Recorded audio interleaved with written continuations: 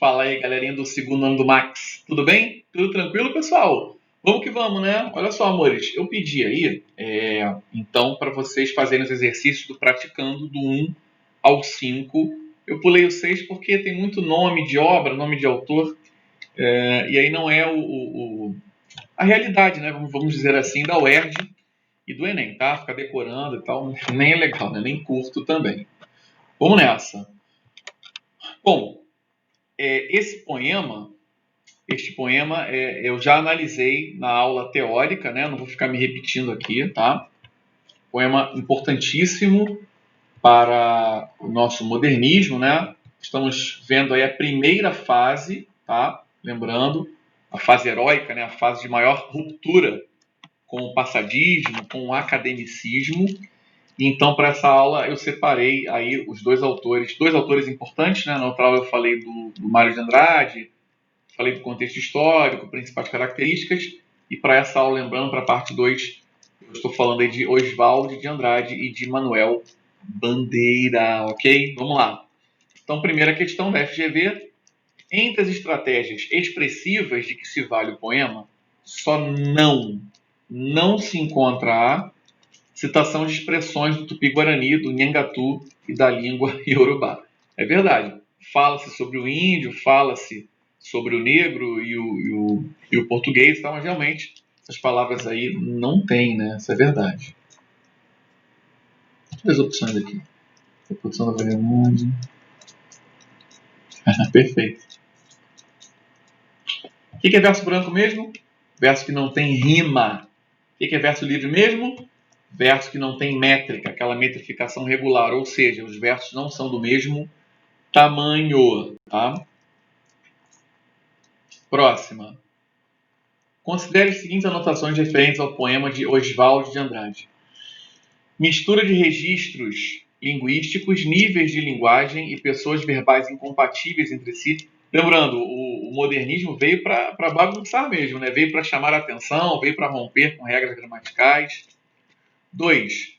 Paródia das narrativas que pretendem relatar a fundação do Brasil. Paródia é imitação, lembrando, né? E muitas vezes a paródia tem uma intenção humorística e ou crítica. Glosa humorística, glosa é a zoação, né? Do tema habitual das 3 raças formadoras do povo brasileiro. Perfeito. Não vou falar mais, repito, porque eu já comentei esse poema, tá? Contribui para o caráter carnavalizante, palavra incrível, do poema, o que se encontra em 1, 2 e 3. 1, 2 e 3 realmente, nossa, excelente análise deste importante poema, do modernismo. Ok? Lelê, olha que legal, olha por que eu separei, né? Esta parte é de exercícios. Este poema também eu já comentei na aula teórica, não vou ficar me repetindo aqui, tá? É do Manuel Bandeira, né? Ele descarta os lirismos, né? As emotividades que ele não quer, que é uma emotividade exagerada, como havia no romantismo, e uma emotividade, um lirismo praticamente inexistente, que é do parnasianismo, né? Mas vamos lá. Eu falei que não ia ficar me repetindo, então me repetindo. Sobre o poema, verdadeiro manifesto dos ideais revolucionários do modernismo de 22, só não é possível afirmar que, gabarito letra E, censura já perceptível desde o início pelo título, as teorias de versificação em vigor. Então está dizendo que o poema censuraria as teorias de versificação. Negativo, negativo. O modernismo veio para trazer liberdade, para trazer uma criação, né? Trazer todo tipo de versificação. Tá? Então, nada de censura. Censura não combina com o modernismo. Próxima.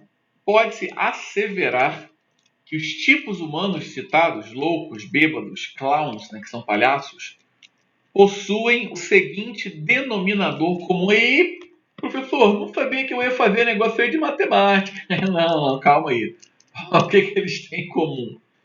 Desempenham papéis de transgressores, daqueles que quebram as regras sociais e ou a seriedade da vida. Daí o eu poético, identificar-se com essas figuras, ó, os loucos, os bêbados, os clowns. Na minha análise eu coloco também a questão da espontaneidade, não é? O louco, ele é autêntico, o bêbado também, a bebida entra, a verdade sai. O palhaço também traz um pouco dessa autenticidade, né? Percebem? Dessa originalidade, o que inclusive bateria de frente com toda a artificialidade parnasiana.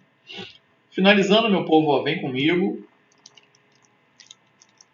Os modernistas de São Paulo, em especial Menotti del Pitia e Oswald de Andrade, usavam habitualmente o termo futurismo, mas o faziam em sentido elástico, para designar as propostas mais ou menos renovadoras que se opunham às receitas passadistas e acadêmicas. A polarização futurismo-passadismo servia como tática retórica eficaz, mas também simplificadora. Esse aspecto do discurso modernista, que se apresentava como ruptura com o velho, acabava por atirar na lata do lixo do passadismo manifestações variadas, às quais, diga-se, não raro os próprios novos estavam atados. Pois bem, deixa eu resumir aqui, tá? Primeiro, quando se fala em futurismo, devemos lembrar que foi uma vanguarda europeia, primeira em 1909, que trazia ideias muito boas para a arte, né, devido a toda essa questão do futuro, do avanço da modernidade, de recusar o passado, mas também ideias muito radicais e vamos queimar, queimar os museus, as bibliotecas, destruir os museus. Esse valor também tem o seu passado, né? A questão é saber aprender. Enfim. Agora, em relação à guerra, foi uma vanguarda, eu diria, minimamente esquisita, né? Apoiando a guerra como única higiene do mundo, porque retiraria do mundo os mais fracos, havia um menosprezo à mulher. Então, o futurismo nos foi muito útil em relação, sim, à arte, tá? Não em relação à guerra. E aqui há uma crítica, né, interessante, dizendo que muitos modernistas, apesar desse papo aí de novidade, de futuro, de progresso, muitos ainda estavam atados a algumas, aspas, velharias, né? Algumas tradições. O próprio Manuel Bandeira, autor da primeira fase, que vai combater duramente o parnasianismo, principalmente, realmente ele fazia sonetos. Ele escreveu livro, ele publicou livro de sonetos. Mas não por conta disso também depois deixou de criticá-los, tá? Aquela guerrinha, né? Modernismo versus parnasianismo, principalmente. O novo versus o antigo. A novidade versus a tradição, né? Ó, o modernista Oswald de Andrade chegou a dizer, aquele bichinho de luz, tá ligado? Que somos todos futuristas, porque somamos um povo de 1000 origens, arribado em 1000 barcos, com desastres e ânsias, aludindo assim, aludir é fazer referência, né? Aludindo assim à diversidade da nossa composição histórica, étnica e cultural. Perfeito, Brasil, essa mistura riquíssima, né? Essa mistura lindíssima, essa mistura maravilhosa. Por isso que ele fala aqui, cadê? Ó, arribado em 1000 barcos e tal. Somos todos futuristas devido então a essa grande mistura. Super concordo com esse gênio que foi o Oswald de Andrade. E a questão 6, como eu falei, eu pulei porque nome de autor, nome de obra, eu não trabalho com decoreba, tá? Eu trabalho com entendimento. É isso que é interessante. Ok? Amores, espero que tenham gostado, que tenham curtido, que tenham aprendido. Qualquer dúvida, me procurem. Qualquer problema também, galera, com o vídeo. Pô, professor, o vídeo não tá aqui, deu erro no link e tal.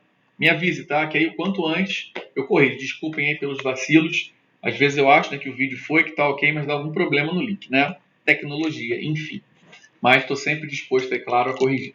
Então, amores, um beijão, uma ótima semana. Fiquem com Deus e até a próxima. Fui! Fui!